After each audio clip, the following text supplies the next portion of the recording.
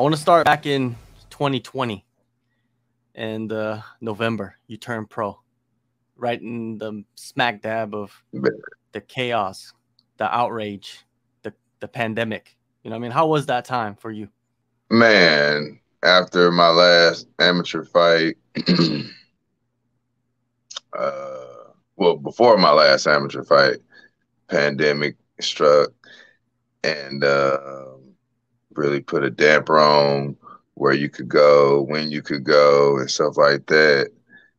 And I wasn't the type, and I'm not the type to just sit around and not do much of nothing. So me and my coach, we got together in his front yard and sparred and hit mitts and everything else. Shout out to my homeboy, my brother, my coach forever, DeJuan Pickney. Did you run into any complications with that? You know what I mean? I know a lot of people are calling cops on people all the time. Nah, we were safe. You know. Now that you think about it, right? Now we're in the future. All of that shit was ridiculous, right? Right. Right? Like you would never thought that we would be wearing masks and damn near acting like bubble people and shit, you know. Yeah. And now you don't have to wear masks. Like you don't even have to get a vaccine. You know, all these people, it's pretty wild, man. Like when you look back. Man, look, tell me about it. Because the last flight I took whenever I went to Vegas, man, it was all around. Nobody wearing masks, but certain personnel were. But before that, I took a flight with my coach to go to Edmonton, Canada. Mask mandate. You must have one. You better have one. You're going to get kicked off the plane if you don't have one. I'm like, damn. Like that. And now we're just, whatever.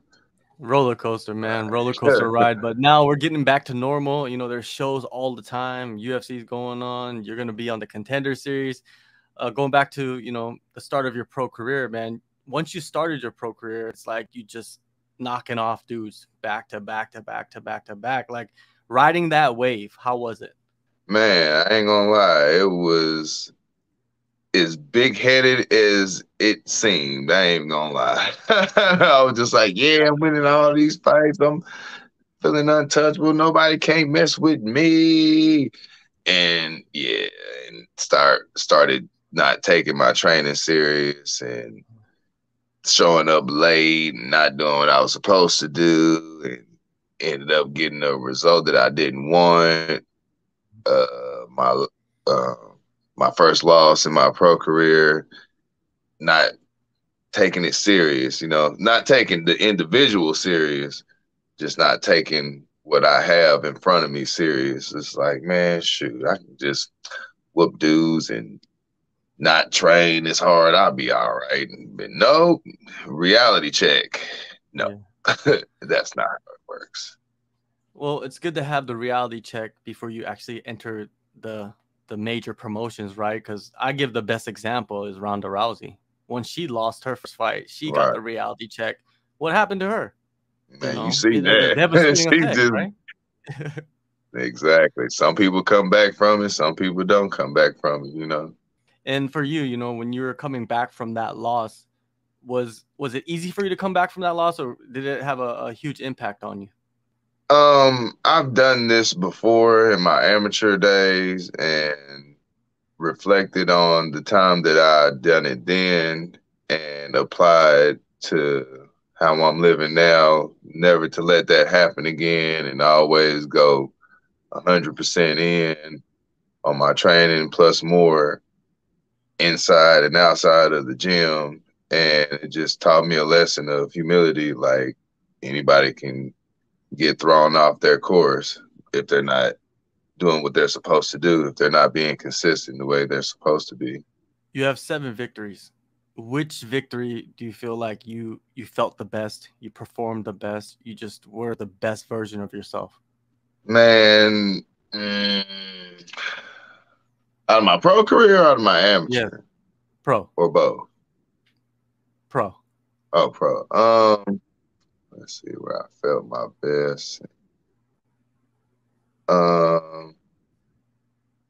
felt really good around my second pro fight because that was a time where it had snowed really bad, like hella bad. It canceled the show that we had that week, and then it came back on the following week after the snow melted and everything else.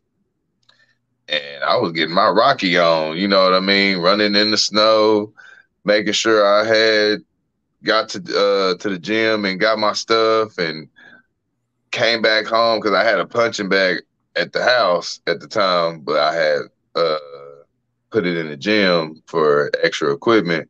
I would be hitting that bag, shadow boxing, doing all my burpees and like just anything I could do to stay in shape. You know what I mean? Because I'm thinking in my head that the fight could be back on the next week, and sure enough, it was. And you know, I just went out there and did my thing, and I got the win. Excuse me, acid reflux to kill you sometimes. Yeah. I'm waiting for Tums to sponsor me one day. Hopefully that happens. Yeah, so I won by unanimous decision, and yeah, I was just really feeling it that day, you know, just because of how I trained and how much I really wanted to get my training done. After the setback, right? You came back and got these back-to-back wins. You know, you won the title, you know, in the 4th round, championship rounds, like going into the championship round. Was it something that, I don't know if you fear going into the championship rounds, but like, was it something that, because it's uncharted territory, right? So it's like when you viewed it before and after, was there a different like view of that? No, I was actually prepared to go to round 4 and 5 if I had to, because of the fact that it was a title fight and I never been to a 4th round or 5th round. So I might as well train as if I am going to be in a 4th or 5th round fight, regardless if I didn't have a title fight or main event fight headlining the UFC. So I just stay ready to that certain degree, so I don't have to get ready to get there. You know what I mean? And I didn't really worry too much, to be honest with you. I just felt like each round has each chance to present itself to win. You know what I mean? Like a lot of people like, oh man, like the rounds are getting more and more and more, and it's just like, nah, the fight ain't over yet. Wait till that bell ring, then we can just go home and go about our way. But other than that, you stuck in here with me for 15 minutes or 25 minutes or 20 minutes, whatever, however long we got. Like, we in there. And I ain't leaving until I finish you or indecisively beat you down to a degree that the judges ain't got no choice but to give it to me. When you're in the fight, do you know like what round you're in, or does it just seem like one big blur? Nah, I kept track of each round as it went. I'm like, all right, I'm down 1 round. All right, it's okay. We got 3 to 4 more to go. All right, damn, 2. Shoot. Oh no, but you got 2 more rounds. You got 2. You can do it. Oh crap! I lost a 3rd. Oh my god! Oh, I gotta do it. Oh no! But we're gonna be cool. We're gonna be cool. It's okay. We got 1 more round. We can do this. Just 1 more round. Just hold on. He looking away, looking at the clock every time we hear, and he looking at the clock. Just hold on for a second longer, and it's gonna pay off. I promise you. And lo and behold, all glory to God again, and it happened in my favor. It happens at the highest level. You saw Leon Edwards just come out of nowhere and. Right. Man, he snapped. I ain't gonna lie. He snapped on that one. Look, I didn't even get to watch the fight. Next time with that lesson, I'm like, you know what? I'm just gonna spend the $75 because I love the shit that much. So I might as well just do it. And then I ended up missing an exciting fight. I had to hear about it after the fact it was over, or damn near called every person that I know and was like, hey man, what happened? What happened? And looking on Facebook and scrolling and seeing the highlight. I'm like, how'd he get I just seen him fall. I'm like, what happened? Did he punch him? Did he kick him? Did he knee him? What? And he did a beautiful 1-2 head kick, and oh man, that was magnificent. Yeah. When you zig and you zag the wrong way, shit happens, right? So, Man, and you win the title. Boom. Now, for yourself, you won the title. Less than 2 months to prepare for your Contender series, right? Did you know that this opportunity was coming before the title fight, or was it something that they told you afterwards? After I won the belt, I was getting calls from Iridium, shout out to my sporting agency, about signing with them to get a Contender series fight or a short notice UFC fight night fight. And I was a little bit hesitant to sign with them because I'm just like prone to loyalty with my coach and my team, because my coach gets me the fights the same way they would get me fights, but he can't. Well, I ain't gonna say can't. He hasn't found the right person or people to make the connections to make fights like that happen.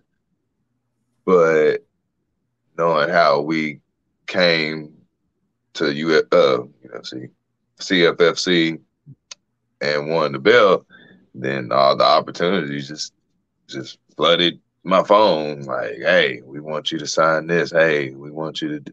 Like, they was like, hey man, if you don't sign it, like, we can't further the process of giving you the fight. So I'm just like, oh no, man. Like, Decisions. And yeah, and then my homeboy, he had convinced me to sign with him, Kirkland, one of my teammates, and he told me not only sign with him, to ask for the fight for Bo Nickal. So, and here we are, September 27, and this is what we gonna do. I love it. I love it, man. I love that you already had the name Bo Nickal in your mind. Like why was that someone that Kirkland felt like he wanted you to fight? Well, Bo, he fought a guy named Zach Borrego. Zach Borrego fought Kirkland as an amateur about a year or two ago, whatever. Borrego won, and Kirkland was watching him and Bo go at it on Contender Series. Immediately called me after they got done, was like, hey man, did you see what happened on the Contender Series? I'm like, no, I didn't get to watch it. I wasn't paying attention to it. Bro, the dude just got done fighting on there. He's 1-0. Borrego was 3-0. Bo just beat him. You need to call your manager right now and fight him right now. I'm like, bro, it doesn't work like that. Like, you can't just demand stuff like that out of nowhere. You got to follow certain protocols and procedures and steps and stuff like that. But in the back of my mind, I'm like, I wonder if it do work like that. I don't know. So I got off the phone with him. I called my manager. I'm like, hey, is there any way we can fight that dude? Like, is there something? Do I got to do something? What I got to do? Like, oh, I'll make sure I get on it. Just give me a couple days and I'll get back to you. Got back to me about, I want to say a week, maybe 2 weeks after that. And let me know that the fight was on. And I was just like, are you serious? Like listening to this fool, like, what? I wish I would have done it earlier. Yeah. Yeah. It was like but magic. I'm glad we're here now. You know what I mean? Yeah. Sure. And, like, it's crazy. I don't know. Mm-hmm. Hey, and if you look at Bo Nickal, divine intervention, I guess. Yeah, man. It's some kind of energy out there that people put out, and with Bo Nickal, he has 2 fights. The first fight, how do you look at that first fight? I mean, he went in there and he got the knockout, but I don't know about the level of competition. I mean, anybody can do that to a person with a glass jaw, or or anybody can uh make themselves look good against a person that is really not that good. But hey, I'm not gonna take anything from the person that he fought because everybody has a massive amount of heart and courage stepping in there first and foremost, and toughness along with that. So maybe he hit him on the button real good. I don't know. I mean, well, I just can't wait to find out myself, Yeah. to be honest with you. I just want to know, like, do you really hit that hard? Do you really? Do you enjoy that element of surprise? I really do, honestly, because, being the underdog, especially, they don't know what I bring to the table. So then I get to shock everybody and be like, damn, this he can do, yeah, I can do that too. I can do all those other things and every other thing that you thought I couldn't do. So just wait for it. Just wait for it. Just give me a chance. That's all I need is a chance. You got it. You got your chance, and everybody's gonna be thinking or saying that how's his wrestling, right? And I see that you've been working with some wrestlers, and and a really damn good wrestler as well. A couple of them. Can you reveal to Oh us yeah. who you've been working with? Kyle Crutchmer, he is the number 8 welterweight in Bellator, and Jacoby Smith, he has been signed to Eagle FC, both well decorated wrestlers from Oklahoma. And yeah, those guys are highly legit. And I recommend them as training partners and anybody that you don't want to fight. If you want to get built up and stuff like that, don't fight them dudes. Just don't. If you want some stiff competition against some solid studs, you could do it. Just know something gonna happen to you. I ain't gonna say you should, but if you do, that's on you. That's your fault. Oh, my bad. And then the guys at OBU, Washington Baptist, and what's that place called? It's somewhere out of Hot Springs. I know that much for certain. And yeah, shout out to those guys too. They're a wonderful group of college wrestlers. They gave me the same type of look, if not equivalent to what I'm gonna be expecting on the 27th. Yeah, and I think a lot of people believe that wrestling is just wrestling, but to be honest with you, MMA wrestling and wrestling are completely different things. Could you agree with that? I mean, if you are a wrestler, it has an advantage to it, especially if the person that you're going against isn't adept to grappling like you are. But if they are and they have somewhat knowledge to know how to wrestle and grapple and do jujitsu in some form, then I think they'll be okay. It's only you can't do that the entire fight. There's no way, and I'm about to say there's no way in hell that a person is going to be wrestling the entire 15 minutes of the fight. Like that is physically impossible unless you're just some kind of freak of nature who, I don't know, you must be on some drugs or something. There's no way. Ain't no way. So what are you expecting out of yourself, man, in this fight against Bo Nickal? A lot of eyes on it. I feel like if you beat him, you're going to get signed. It's like guaranteed in my eyes. You know what I mean? Dana White seems like he's been really good with the what is it? The checkbook, signing guys off the series. So what do you think?